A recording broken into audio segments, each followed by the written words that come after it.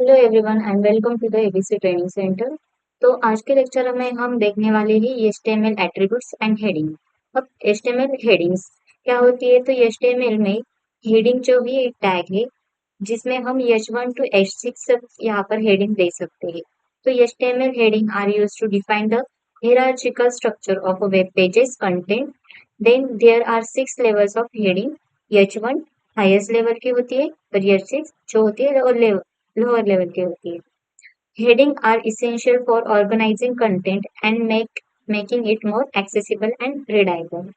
तो हम कुछ इसका भी एग्जांपल देखेंगे कैसे हम हेडिंग को देखते हैं। देन नेक्स्ट है एट्रीब्यूट्स। अब एट्रीब्यूट्स क्या होते हैं? एलिमेंट्स तो देख लिया हमने। एलिमेंट्स क्या होते हैं कि जो भी टैग होता है उसे क्या बोलते हैं? हम एलिमेंट्स बोलते हैं। उसमें कुछ कंटेंट भी होता है जैसे दिस इज हेडिंग वगैरह, ठीक है।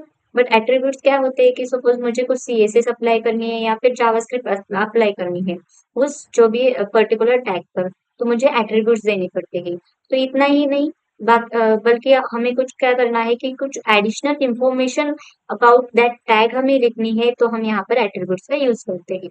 तो attributes are used to provide additional information about an HTML elements.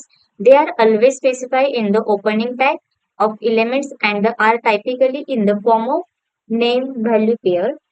Then attributes can modify behavior of appearance of an elements. तो सम ऑफ एट्रीब्यूट्स यहाँ पर इंक्लूड किए जैसे आईडी एट्रीब्यूट्स। तो आईडी क्यों यूज होता है?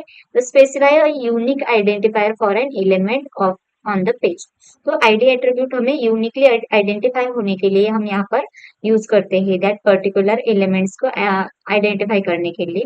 Then class specifies one or more classes names for an elements. अब क्लास नेम जैसे आईडी नेम दिया है, ड्यू को दिया है, तो इस ड्यू को माई माई ड्यू ये क्या दिया है? हमने आईडी नेम दिया है।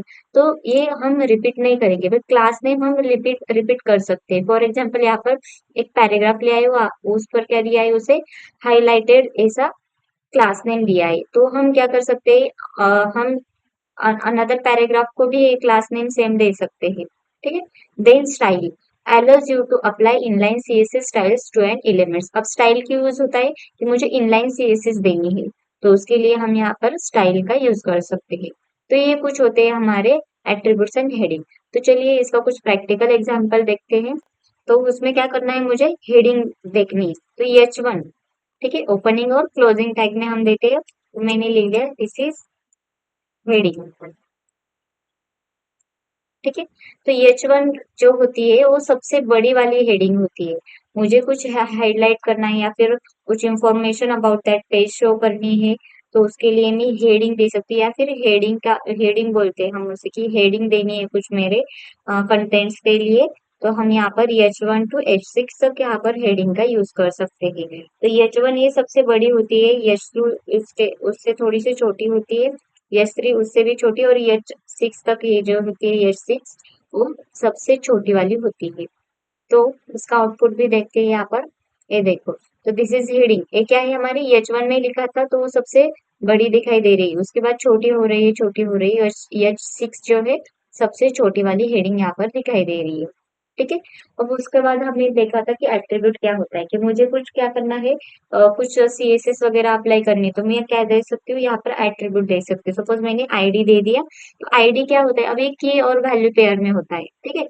तो मैंने क्या कर दिया? आईडी इक्वल्स टू कर दिया, और मुझे आईडी में खुद से दे सकती हूँ, कुछ भी नेम यहाँ पर मैं लगा सकती हूँ। सपोज मैंने दे दिया हेड हेड वन, ये दे दिया, ठीक है। तो मुझे क्या करना है? सपोज कुछ स्टाइल्स मुझे देनी है, इसके लिए मैं यहाँ से दे सकती है आईडी नेम से। तो हेड वन ले लिया, और मुझे क्या करना है? इसका कलर चेंज करना, ठीक है। तो अब आईडी ले लिया है, तो मुझे यहाँ पर हैश सिंबल लेना पड़ता है, ठीक है। तो कलर सपोज मुझे इसका कलर रेड करना है। सिर्फ किसका करना है? जो भी H1 है उसका ही कलर रेड करना है। तो यहाँ पर क्या हो जाएगा? उसका कलर रेड हो जाएगा। तो इसे हम यहाँ पर आईडी दे सकते हैं, या फिर हम क्लास नेम भी दे सकते हैं, और क्लास नेम भी से भी हम क्या कर सकते हैं? यहाँ पर एक्सेस कर सकते हैं, ठीक है। तो हेड क्लास दे दिया, या फिर स्टाइल भी होता है हमारे पास। स्टाइल क्या होता है कि इनलाइन सीएसएस देनी है। सपोज मुझे यस्री के लिए क्या लेना है? कलर देना है, ठीक है। और मैंने यहाँ पर ये एक्वा कलर यहाँ पर दे दिया, तो ये क्या करेगा? एक्वा कलर आ जाएगा, सिर्फ यश3 के लिए ही आ जाएगा। तो ये क्या होते हैं हमारे कुछ हेडिंग और हम क्या दे सकते हैं उस पे कुछ एट्रीब्यूट्स भी अप्लाई कर सकते हैं।